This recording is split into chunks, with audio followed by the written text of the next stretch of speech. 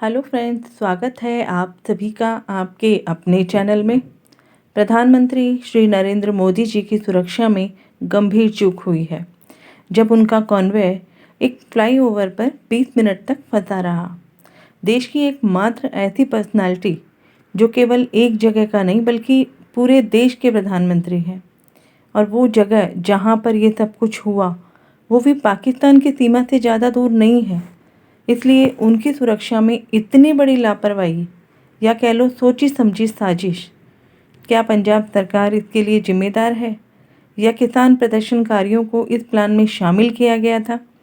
ये सारे सवाल आज देश के हर नागरिक के दिमाग में चल रहे हैं। मोदी जी की इस सुरक्षा में हुई चूक से देश की राजनीति में खलबली मच गई है। राजनीति गर्मा गई है। कई सारे सवाल खड़े हो गए हैं। कुछ भी हो सकता था प्रधानमंत्री मोदी जी के साथ इन 20 मिनट में।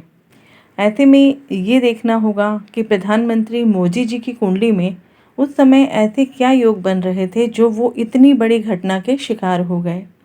प्रधानमंत्री मोदी जी के लग्न चार्ट को लेकर हमेशा कन्फ्यूज़न बना रहता है कि वो तुला लग्न के हैं या फिर वृश्चिक लग्न के हैं, क्योंकि एस्ट्रोलॉजर दोनों ही लग्न से उनका चार्ट एनालिसिस करते हैं। इसलिए इस पॉइंट पर हमेशा कंट्रोवर्सी बनी ही रहती है। मैंने कई बार अपनी रिसर्च से ये भी देखा है कि उनके जीवन के कुछ इवेंट को लेकर कि वो वृश्चिक लग्न के ही व्यक्ति हैं। अगर आप तुला लगन कंसीडर करते हो तो वो आपकी अपनी रिसर्च है, आप उससे देख सकते हैं। सबसे पहले ये देखने की कोशिश करते हैं कि मोदी जी की कुंडली में उस समय ऐसे क्या योग बन रहे थे कि उनके साथ ये हादसा हो गया। वृश्चिक लग्न में उनके ऑलरेडी मंगल स्वराशि है चंद्रमा के साथ। वृश्चिक राशि नैसर्गिक अष्टम भाव की राशि है, कुछ हिडन प्लानिंग की राशि है। किसी भी बुराई का अंत या फिर अंत के बाद किसी नई योजना का शुभारंभ वृश्चिक राशि से ही समझ सकते हैं।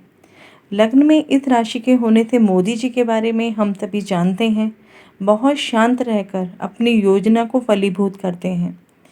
चंद्रमा उनका साथ में है, तो हम ये समझ सकते हैं कि उनकी इसी मानसिकता का डर विपक्ष को हमेशा बना रहता है कि वो कब क्या डिसीजन ले लें। 5th हाउस से राहु का आस्पेक्ट भी लग्न पर है, मंगल पर है, चंद्रमा पर है। तो ऐसे में मोदी जी के प्लान हमेशा कुछ हटकर होते हैं। जब वो कुछ भी डिसीजन लेते हैं तो उसके पीछे कुछ ना कुछ कारण जरूर होता है। जिस समय ये घटना उनके साथ घटित हुई उस समय यानी पिछले महीने दिसंबर से ही मंगल पर मंगल का गोचर चल रहा था केतु के साथ, और नेटल राहु का इफेक्ट भी लग्न पर है। अभी उनकी महादशा भी मंगल की है और अंतर्दशा इसी राहु की है। ऐसे में लग्न पर लग्नेश मंगल पर इसका सबसे ज़्यादा प्रभाव देखा जा सकता है, क्योंकि ये मंगल नेटल में और गोचर में रोचक योग के साथ बैठा है। ये योग उन्हें स्ट्रांग बना रहा है और ये मंगल राहु की दशा अभी मई 2022 तक रहने वाली है। लग्न में मंगल के साथ केतु का भी गोचर है। मंगल केतु दोनों मिलकर शस्त्र पीड़ा भी मोदी जी को दे रहे हैं, इसलिए उनके साथ इस समय कुछ भी हो सकता था। लेकिन मंगल के इस रोचक योग की दशा ने उन्हें हर विषम परिस्थिति से बाहर निकाला है और मोदी जी हमेशा पहले से ज़्यादा निखर कर सामने आए हैं। अभी जैसे ही राहु का गोचर उनके छठे भाव में आएगा यानी मेष राशि में, तो उनकी ये कुंडली और भी ज़्यादा पावरफुल हो जाएगी। उनके शत्रु परास्त होंगे, विपक्ष अपनी योजनाओं में अपने षड्यंत्रों में विफल होंगे। अभी इसी वर्ष उनकी शनि की ढैया भी शुरू होने वाली है, जिसकी वजह से उनके स्वास्थ्य में गिरावट देखी जा सकती है। लेकिन 6th हाउस का राहु उन्हें नए विजय रथ के साथ आगे भी बढ़ाएगा, क्योंकि 6th हाउस का राहु शत्रुहंता होता है, तो उनके विरोधियों पर विजय भी इनको दिलाने वाला है। मई 2022 के बाद मोदी जी फिर से नए रूप में सामने आएंगे, जिससे उनके विरोधी अपने षड्यंत्र में फेल होते नजर आएंगे। कुल मिलाकर 2022 प्रधानमंत्री मोदी जी के लिए बहुत स्ट्रांग बना हुआ है। केवल स्वास्थ्य के लिए उन्हें सावधान रहना होगा।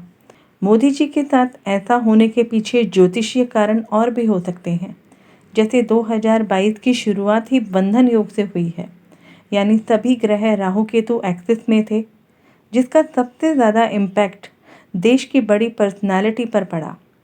अब सवाल ये आता है कि मोदी जी पर ही इसका इम्पैक्ट क्यों पड़ता हुआ दिखाई दे रहा है, क्योंकि देश की कुंडली वृषभ लग्न की है और लगन में ही राहु है।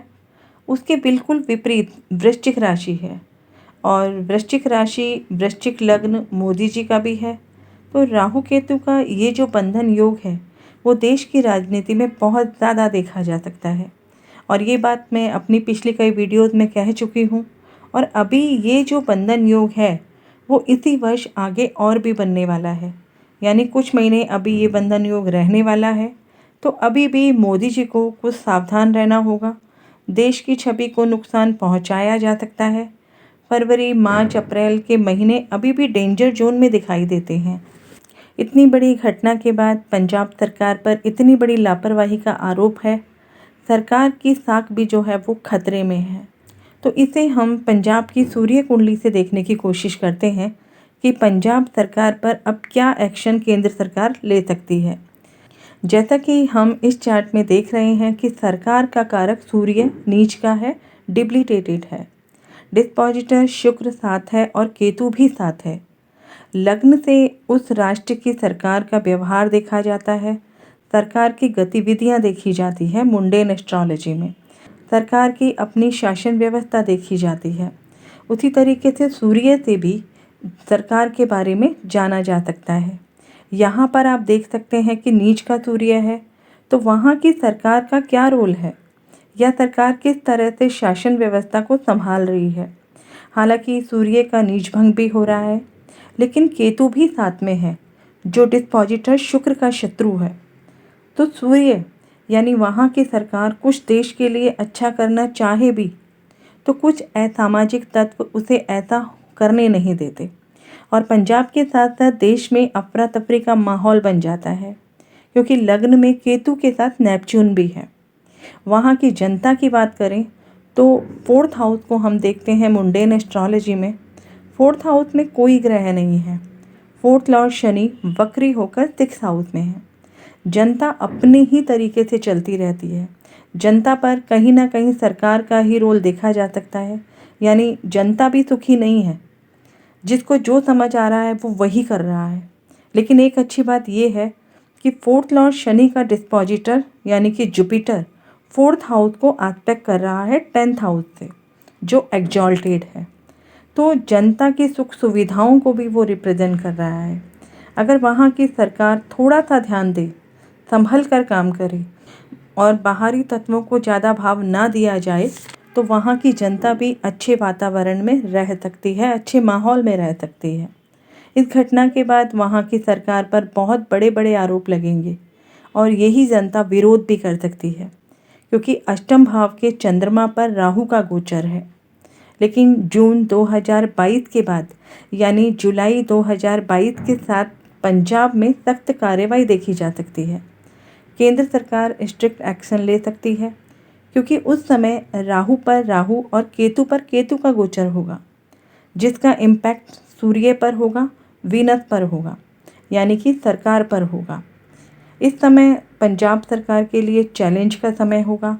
बड़े बदलाव हमें देखने को इस समय पर ज़रूर मिलेंगे। अगर कुंडली में केतु नेगेटिव होगा तो ऐसे व्यक्ति कंफ्यूज रहते हैं या वहाँ की सरकार कंफ्यूज रहती है। ऐसे व्यक्ति में इरेगुलरिटी देखी जा सकती है उनके वर्क प्लेस पे, या किसी के भी साथ कम्युनिकेट नहीं करने जैसे कुछ सिम्टम्स भी देखे जा सकते हैं। ऐसे में केतु कई बार बहुत ज़्यादा मेंटल डिसऑर्डर भी दे देता है। और अगर राहु मैलेफिक है तो ऐसे में वो व्यक्ति को ज़रूरत से ज़्यादा चतुर और चालाक बना देता है। ऐसे व्यक्ति अपने फ़ायदे के लिए दूसरे लोगों को चीट करना शुरू कर देते हैं। कुंडली का पंचम भाव अगर हम देखें तो वो बहुत इम्पॉर्टेंट होता है कंसंट्रेशन के लिए। ऐसे में पंचमेश शनि का कुंडली के 6th हाउस में जाना और 8th हाउस के चंद्रमा से और 12th हाउस से रिलेशन जब उसका बन रहा है, तो हम समझ सकते हैं कि पंजाब के इस चार्ट से वहाँ की जनता, वहाँ की पब्लिक या वहाँ की गवर्नमेंट के क्या हालात हैं। केतु के कारण सूर्य डिस्टर्ब है, तो सरकार के साथ साथ वहाँ के हालात भी ड्रग के साथ साथ टेररिज्म को भी बढ़ावा दे रहे हैं।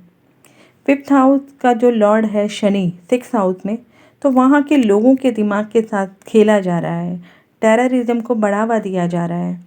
इसलिए आने वाला राहु केतु का जो ये गोचर है, यानी अप्रैल 2022 का समय ही डिसाइड करेगा कि यहाँ पर आने वाले समय में क्या क्या बड़े बड़े बदलाव देखे जा सकते हैं। सरकार भी इस समय पर बर्खास्त हो सकती है, नए कानून बन सकते हैं जिससे देश में सुरक्षा का माहौल बन सके। यंगर्स अपने भविष्य को सोच समझ कर निर्णय ले सकते हैं, बस हमें सही समय का वेट करने की ज़रूरत है। आशा करती हूँ ज्योतिष के दृष्टिकोण से आपको ये वीडियो ज़रूर पसंद आया होगा, तो इसे लाइक करें, शेयर करें और चैनल को सब्सक्राइब ज़रूर कर लें। मिलते हैं ज्योतिष की नई इंटरेस्टिंग जानकारी के साथ। तब तक आप सभी अपना और अपने परिवार का ध्यान रखें, स्वस्थ रहें, सुरक्षित रहें। जय हिंद, जय भारत।